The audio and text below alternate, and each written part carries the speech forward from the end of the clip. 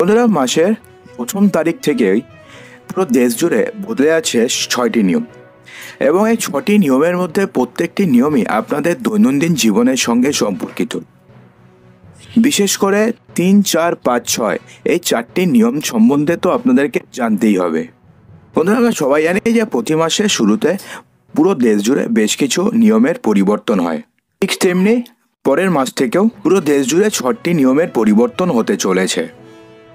আগামী মাস থেকে ভারতের সাধারণ মানুষের জন্য এমন কিছু পরিবর্তন আসতে চলেছে বা সরকার নিয়ে আসতে চলেছে, যার ফলে আপনাদের আর্থিক বাজেট পরিবর্তন করে দেবে।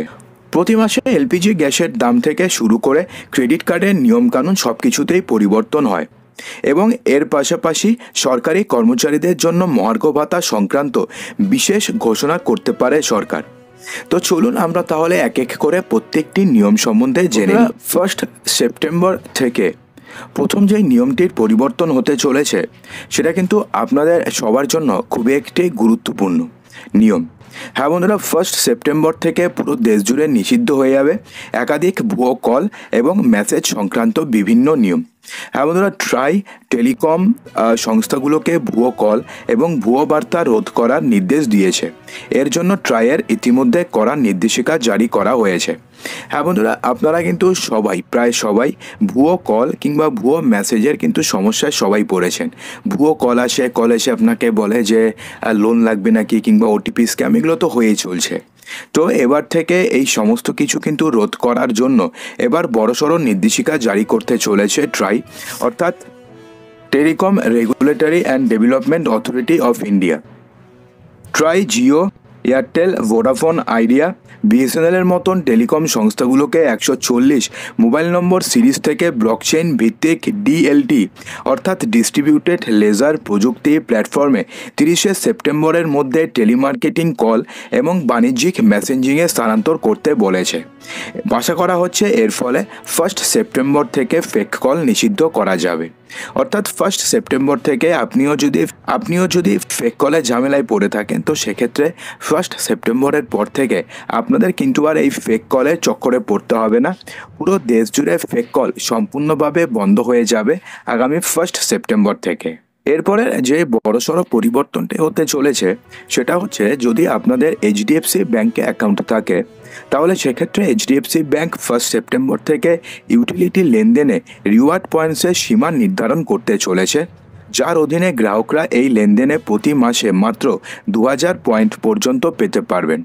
এতদিন পর্যন্ত এইচডিএফসি ব্যাংকের ক্রেডিট কার্ডের ইউটিলিটি লেনদেনের ক্ষেত্রে যা নিয়ম ছিল সেই নিয়মেরই কিন্তু এবার বড়সড় পরিবর্তন হতে চলেছে। এবার থেকে ইউটিলিটি লেনদেনে এইচডিএফসি ব্যাংকের গ্রাহকরা কিংবা ক্রেডিট কার্ড হোল্ডাররা প্রতি মাসে মাত্র 2000 পয়েন্টস পর্যন্ত পেতে পারেন, এবং থার্ড পার্টি অ্যাপের মাধ্যমে শিক্ষাগত অর্থ যদি আপনারা লেনদেন করেন, অর্থাৎ এডুকেশনাল যদি কোনো ট্রানজ্যাকশন করেন, সেক্ষেত্রে এইচডিএফসি ব্যাংক কোনো রকমের রিওয়ার্ড পয়েন্টস এখন থেকে দেবে না। যেটা আগে দেওয়া হতো সেটাকে সম্পূর্ণভাবে বন্ধ করে দেওয়া হয়েছে। তো এবার যদি আপনাদের আইডিএফসি ফার্স্ট ব্যাংকে অ্যাকাউন্ট থাকে এবং আপনাদের যদি এইচডিএফসি ফার্স্ট ব্যাংকে আপনি যদি ক্রেডিট কার্ড হোল্ডার হয়ে থাকেন, তো সেক্ষেত্রেও কিন্তু বড়সড় পরিবর্তন হতে চলেছে। বন্ধুরা, সেপ্টেম্বর 2024 থেকে ক্রেডিট কার্ডে প্রদেয় ন্যূনতম পরিমাণ কমিয়ে দেবে আইডিএফসি ফার্স্ট ব্যাংক। পেমেন্টসের তারিখও 18 থেকে কমিয়ে 15 দিন করা হবে, অর্থাৎ পেমেন্টসের তারিখ এতদিন 18 দিন ছিল, সেখান থেকে কমিয়ে এখন থেকে 15 দিন করা হবে। এছাড়া আরও একটি নতুন পরিবর্তন আসতে চলেছে 1 সেপ্টেম্বর 2024 থেকে। ইউপিআই এবং অন্যান্য প্ল্যাটফর্মে অর্থ প্রদানের জন্য রুপে ক্রেডিট কার্ড ব্যবহারকারী গ্রাহকরা অন্যান্য পেমেন্ট পরিষেবা প্রদানকারীর ক্রেডিট কার্ড ব্যবহারকারীদের মতন একই রিওয়ার্ড পয়েন্টস পাবেন। অর্থাৎ আপনি যদি রুপে ক্রেডিট কার্ড ব্যবহার করেন তাহলে অন্যান্য পেমেন্টস পরিষেবা প্রদানকারী ক্রেডিট কার্ড গ্রাহকরা যত পয়েন্টস পান আপনিও ঠিক তত পয়েন্টসই পাবেন। এবার যদি আপনি কেন্দ্রীয় সরকারি কর্মচারী হয়ে থাকেন তাহলে সেক্ষেত্রে সেপ্টেম্বর মাস কিন্তু আপনাদের জন্য দুর্দান্ত একটা সুখবর আসতে চলেছে। হ্যাঁ বন্ধুরা, সেপ্টেম্বরে কেন্দ্রীয় সরকারি কর্মচারীদের জন্য একটি বড় ঘোষণার সম্ভাবনা রয়েছে। আশা করা হচ্ছে যে সরকার কর্মীদের জন্য মহার্ঘ ভাতা 3% বাড়িয়ে দিতে পারে। অর্থাৎ সেপ্টেম্বর মাসে সরকারি কর্মচারীদের জন্য মহার্ঘ ভাতা 3% পর্যন্ত বাড়াতে পারে কেন্দ্র সরকার। বর্তমানে কেন্দ্রীয় সরকারি কর্মচারীরা 50% মহার্ঘ ভাতা পাচ্ছেন, সেক্ষেত্রে 3% মহার্ঘ ভাতা বাড়ানোর পরে টোটাল 53% মহার্ঘ ভাতা পাবেন সেপ্টেম্বর মাস থেকে। এরপরে যে পরিবর্তনটি আসতে চলেছে সেই পরিবর্তন সম্পর্কে আপনাদের জানার পূর্বে আপনাদের কাছে একটা ছোট্ট রিকোয়েস্ট। আপনাদের মধ্যে যারা যারা ভিডিওটি দেখছেন এখন অবধি এবং ভিডিওটি আপনাদের ভালো লাগছে, ভিডিওটিকে অবশ্যই এক্ষুনি একটি লাইক করে দেবেন এবং ভিডিওটিকে আপনাদের বন্ধুবান্ধবের মাঝে প্রচুর শেয়ার করবেন। মনে রাখবেন যে আপনাদের একটি লাইক এবং একটি শেয়ারই আমাদের এত পরিশ্রমের ফল। বন্ধুরা, যদি আপনাদের কাছে আধার কার্ড থাকে তাহলে পরের আপডেটটি কিন্তু আপনাদের জন্য খুবই গুরুত্বপূর্ণ। হ্যাঁ বন্ধুরা, আপনারা সবাই জানেন যে কেন্দ্রীয় সরকার বলেছে যে যাদের যাদের আধার কার্ডের বয়স 10 বছর পেরিয়ে গেছে এবং বিগত 10 বছরের মধ্যে আপনারা আধার কার্ডে কোনো প্রকারের চেঞ্জেস করেননি, তাদেরকে আধার কার্ডে চেঞ্জেস করতে হবে এবং যে চেঞ্জেস আপনি করবেন সেটা আপনি ফ্রিতে করতে পারবেন।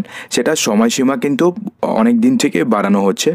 এবার তার সময়সীমা শেষ হচ্ছে 14ই সেপ্টেম্বর 2024-এ। এই 14ই সেপ্টেম্বর 2024-এর মধ্যে আপনি যদি আধার কার্ড আপডেট করে নেন অনলাইনে, তো সেক্ষেত্রে কিন্তু আপনাদের কোনো এক্সট্রা চার্জেস দিতে হবে না।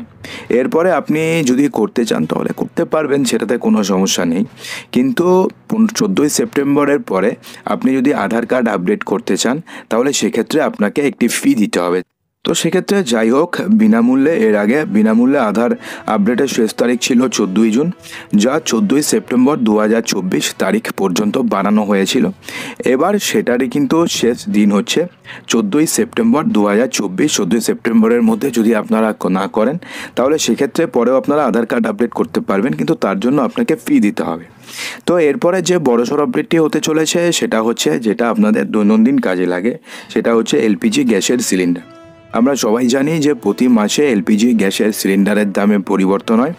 তো সেক্ষেত্রে আমরা বিগত কয়েক মাস ধরে দেখছি যে যেই গ্যাসগুলো আমরা বাড়িতে ব্যবহার করি, অর্থাৎ 14.2 কেজির যেই রান্নার গ্যাসের সিলিন্ডারগুলো, সেগুলোর দামের খুব একটা পরিবর্তন হয়নি। বরঞ্চ 19 কেজির যে রান্নার গ্যাসের সিলিন্ডারগুলো রয়েছে, অর্থাৎ বাণিজ্যিক, যেগুলো বিভিন্ন হোটেলে কিংবা রেস্টুরেন্টে ব্যবহার করা হয়, সেগুলোর দাম কোনো মাসে সামান্য। বিগত কয়েক মাস ধরে দেখা যাচ্ছে যে ঘরোয়া গ্যাস সিলিন্ডারের দাম কোনো পরিবর্তন না হলেও বাণিজ্যিক গ্যাস সিলিন্ডারের দাম গত মাসে 8.5 টাকা বেড়েছে। এই মাসে আরও একবার বাণিজ্যিক গ্যাস সিলিন্ডারের দাম পরিবর্তন হওয়ার সম্ভাবনা রয়েছে। কিন্তু বাড়িতে যে আমরা 14.2 কেজির রান্নার গ্যাসের সিলিন্ডারগুলো ব্যবহার করি, সেগুলোর দামের কিন্তু খুব একটা পরিবর্তন হওয়ার আশা এবারও নেই। তো বন্ধুরা, এই যে নিয়মগুলোর কথা আপনারা জানলেন, এই নিয়মগুলোর মধ্যে কোনটি আপনারা এখন জানলেন এবং কোনটি আগে থেকে জানতেন, অবশ্যই কমেন্ট বক্সে জানাতে একদমই ভুলবেন না।